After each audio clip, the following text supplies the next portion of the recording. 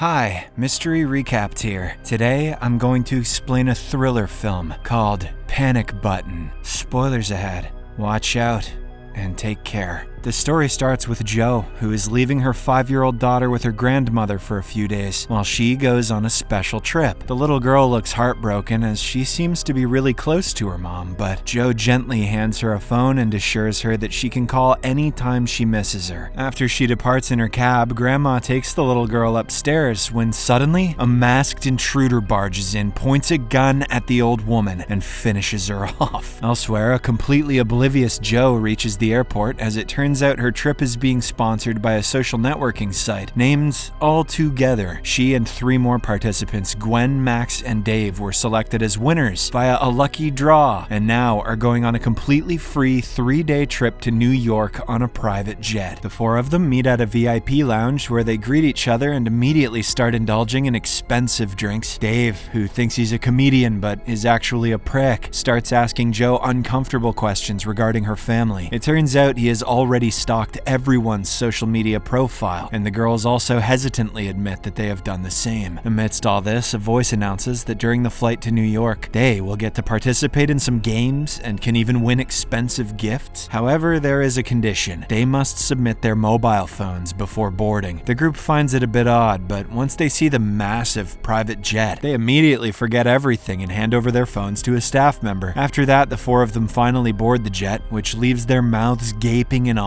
The stunning interiors, wide range of alcohol, separate LED screens for everyone, and incredible fancy bathrooms. Is that a bidet? Oh my fucking god. Feel like something out of a dream. None of them have ever experienced anything like this and are buzzing with excitement. Shortly after, the host welcomes them through the intercom. He reveals that the games are soon about to begin and the prizes up for grabs are gold, VIP tickets to concerts, and even a 4x4 SUV. Once the excited participants settle down and fasten their seatbelts, the flight finally takes off from London. The host starts yapping the routine flight information like a veteran, and everything appears to be normal. Max does some calculations and reveals that they should reach New York in about 6 hours, while a nervous Gwen admits that it's her first time flying, let alone traveling abroad. Dave then quickly pops a bottle of champagne and all 4 of them begin drinking to celebrate the journey. Minutes later, the host suddenly interrupts them, saying it's now time to play the first round of games. He appears in a crocodile avatar and asks them to read the terms and conditions first. All the participants simply scroll to the end and click on accept, after which the host explains that the game has to be played to the very end. Any participant who breaks the flow of the game will face the consequences. The first game is going to be a quiz contest, where each participant will be asked some basic questions. They must answer honestly and correctly because all the questions are based on the data that they have uploaded to their All Together social media profile. The first to go is Dave, and he is asked 3 questions. The first one is how many goals he scored for his team in the Sunday Football League, and Dave confidently answers 9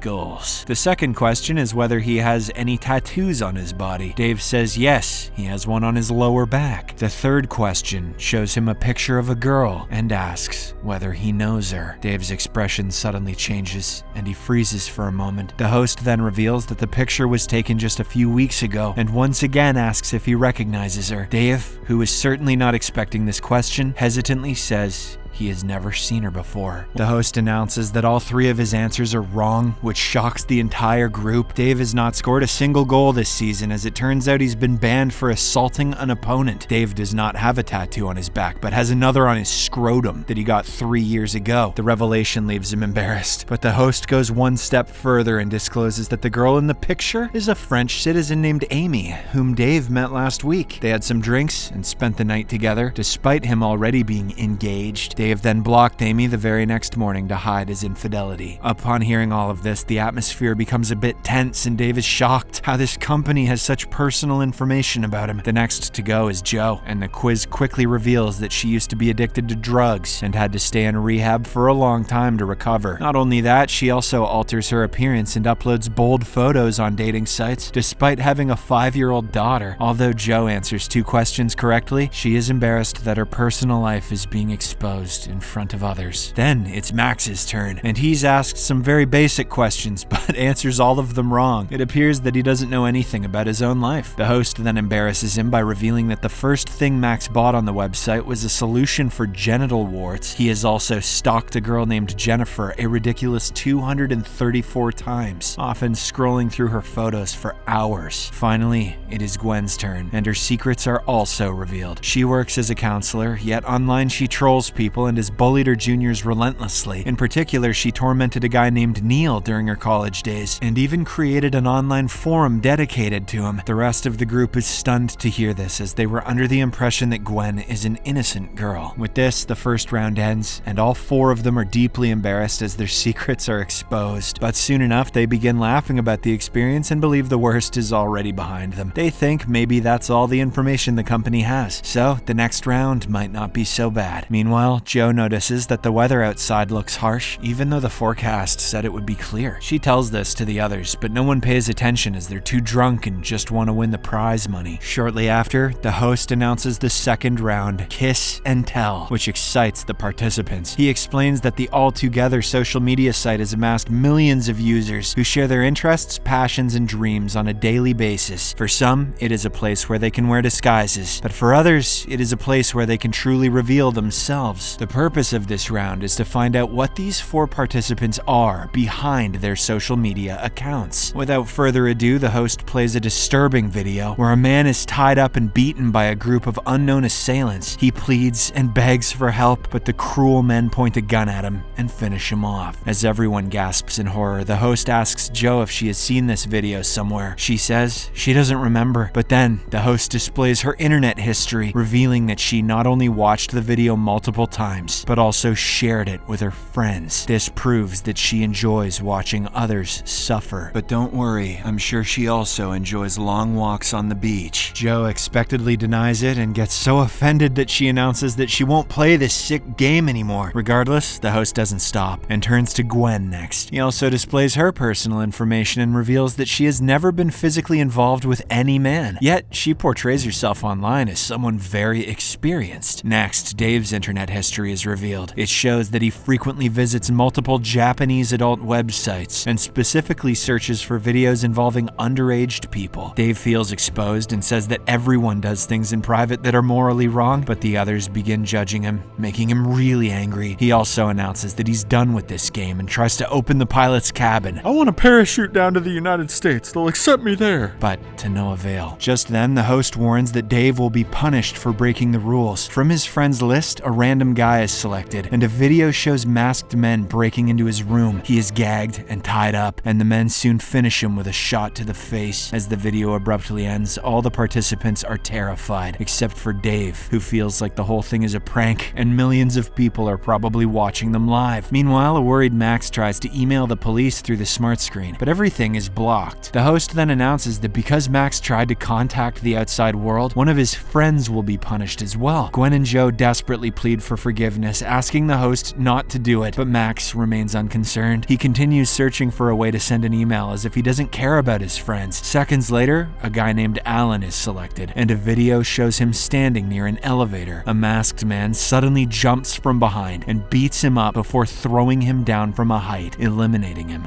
brutally. The sight sickens the participants, and it finally dawns on them that they are in a death game, or they just don't recognize when it's AI anymore. A worried Jo then looks outside and sees city lights in the distance, which is strange because on the route to New York there should only be the Atlantic Ocean. The group then puts 2 and 2 together and realizes that they're not going to New York. They are being taken somewhere else. Just then, a frustrated Max, who turns out to be an engineer and a hacker, decides to take matters into his own hands. He starts tampering with the nearby equipment despite his friends pleading him not to do this, until he discovers a hidden screen. He plugs it in and soon discovers that the flight is actually headed to Oslo, where the headquarters of the All Together website is located. This revelation sends everyone into a panic, and they beg to be released, but the host announces that it's time for the 3rd round instead. He then lays down the rules. Each of them must go into the bathroom one by one to receive instructions for their secret task. If they refuse, a friend or family member will be eliminated. Jo goes first, and she puts on a pair of headphones through which the host talks to her privately. He gives her a task and warns that if she doesn't complete it, her daughter will die. He also warns her against revealing her task to anyone or there will be consequences. consequences. Next, it's Dave's turn and he is told that his fiance's life is at stake. Gwen must complete a task to save her sister, while Max must complete his task to save his brother. They are told that they have 45 minutes to complete their tasks, or the plane will crash into the All Together website headquarters building. That's how much the people who work on social media apps hate themselves. Although everyone is destined to die, they can still save their loved ones. Amidst this tense situation, Max grabs a nearby axe and breaks a screen in frustration. He then reveals that the host gave him the task to eliminate someone right now, but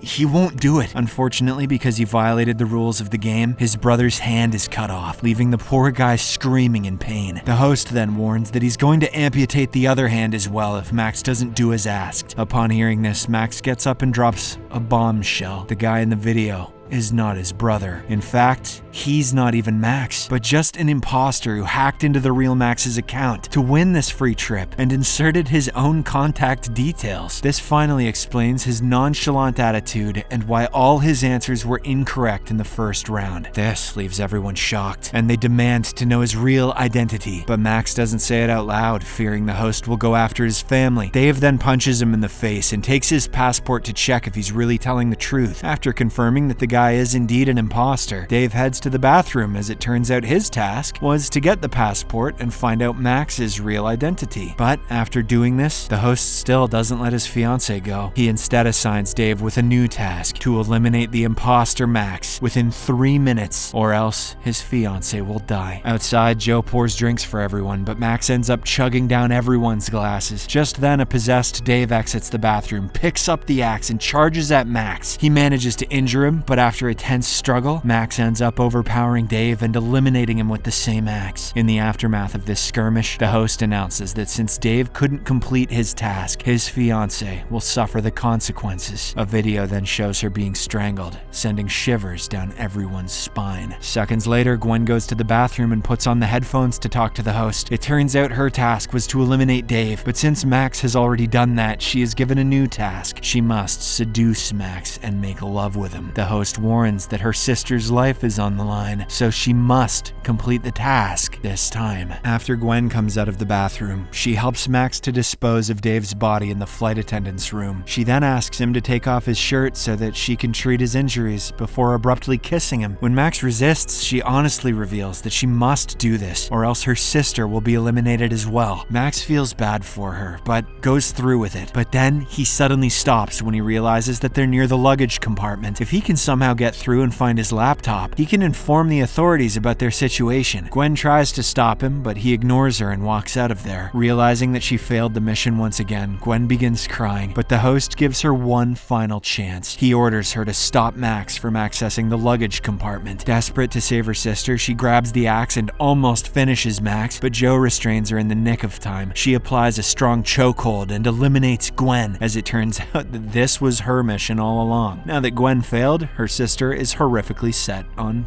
fire. Filled with anger and vengeance, Max uses the axe and eventually breaks the door, giving him access to the luggage compartment. The moment he enters, he is met with a disgusting smell. As it turns out, several dead bodies have been kept there in plastic bags. He is horrified to discover that Max's brother is also among them, and Joe also finds her mother's corpse, revealing that all their relatives had already been eliminated before they even boarded the flight, and the videos were simply pre-recorded. While Joe cries in horror, Max grabs his bag, which contains his laptop. He quickly opens it and tries to contact the police, but then the cockpit door opens, and out comes the pilot with a taser. Max has no choice but to surrender his laptop, and the pilot destroys it. Furious, Max and Joe attack him and demand to know why he's doing all of this, but they soon realize that the pilot is also being blackmailed. Joe pleads with him to land the plane, explaining that the host has already eliminated his family, but the pilot refuses to believe her. At this moment, Max suddenly becomes sick and starts convulsing, as it turned out Joe had poisoned his drink earlier. It was meant for Gwen, but he drank from her glass too. A desperate Joe tries to help him, but the poor guy ends up dying a painful death. Taking advantage of this distraction, the pilot tases Joe and heads back inside the cockpit. When she comes back to her senses, the host tells her to watch one last video before she dies. It shows a 15-year-old girl named Lucy who went live on the All Together website and committed the unthinkable by overdosing on sleeping pills. The 5 people on the plane, Dave, Dave, Max, Gwen, Joe, and the pilot were all actually watching her live. Instead of stopping her, they posted disgusting comments, encouraged her, and even shared the video with friends and family. In a shocking turn of events, it is then revealed that the host is none other than Lucy's father, who's doing all of this for revenge. He also wants to destroy the social media company for allowing his daughter's death, which explains why the plane is headed to the All-Together headquarters. A desperate Joe admits her mistake and asks if her daughter is still alive, since her body wasn't found, but the host coldly claims he already unalived her daughter and announces that the plane will crash in 5 minutes. With nothing left to lose, Joe decides to do one final good deed. She grabs the axe and breaks open the plane's door mid-air. She is immediately sucked out and eliminated, but due to the pressure, the plane crashes into the ocean instead of the building, saving thousands of employees. In the final scene, the host is finally shown, and he turns out to be an old man working from his basement. It is then revealed that he didn't eliminate Joe's daughter, but has actually adopted her and renamed her Lucy. He and his family now treat her as their daughter, believing that she is their lost girl.